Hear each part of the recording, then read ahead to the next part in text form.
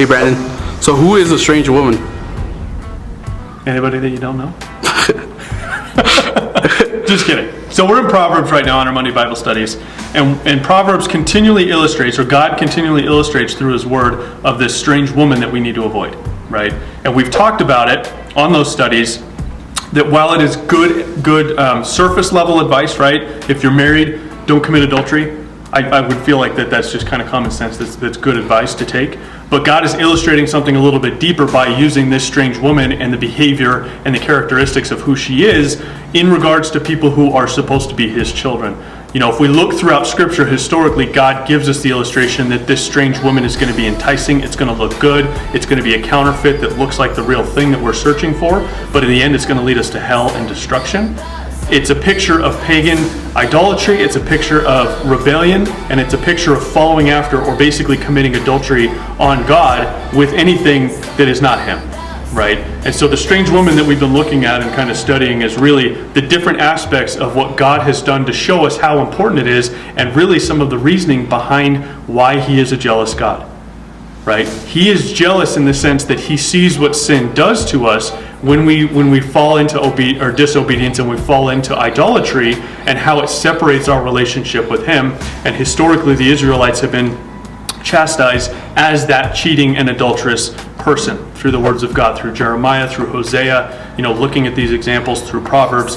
God has done this continuously to tell us and warn us that it will look like the authentic thing, right? It will have the characteristics of someone who appears to be the truth. And we actually looked at that in Proverbs 7 this last Monday, about the fact that this harlot of a woman will behave like someone who is authentic by offering up a peace sacrifice and fulfilling vows, and that's something that a Hebrew person would be doing. So in that context, it looks like someone who is following after the truth, but based on the characteristics of the verses prior to that, this is someone who is far from the truth, someone who is away from God, and someone who is ensnaring that person who is young, looking for the truth of God. So really, this strange woman that's talked about in Scripture is an illustration and a symbol of fake Christianity, of fake truth, of deception from Satan, and ultimately all of it will end up leading us to destruction and hell, even though we feel like we are in a good position by following after the strange woman and becoming united with her. So you're saying that this strange woman could be sitting next to you at church on Sundays? It could,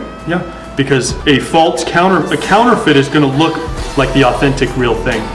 And that's what we see in the behavior of Satan, is the fact that he will produce a counterfeit that will look like the real deal, but will still lead people away from God's truth. And ultimately, if you're following it and it looks close and you're just going to consider that good enough, you're going to lead yourself to hell, because you're not following after the truth and you're leading yourself away from God. So what's the fruit of the good woman? The fruit of the good woman is going to be the wisdom that we see talked about in Proverbs, right? Following after the commands, following after the instruction of who God is and the word that He has given to us, and it's going to yield a relationship with Him, and it's going to be authentic with the power and the fruit of His Spirit in our lives. That is how we determine as Christians who are trying to mature and seek His wisdom, between someone who is walking in the truth and someone who is walking and chasing after that strange woman, is whether or not they have the presence of God in their life, whether or not it's authentic, and we can see the fruit and the power as a result of that. And I will add to that the fear of God. Absolutely. I mean, that has to come first before that. That's kind of the foundation of Proverbs, is the fear of the Lord is the beginning of finding that understanding of what He's trying to speak to us in Proverbs. So if you're interested in learning more about that, obviously Mondays are the Bible study to join us on. Let us know. Let me and Victor know if you guys want to join.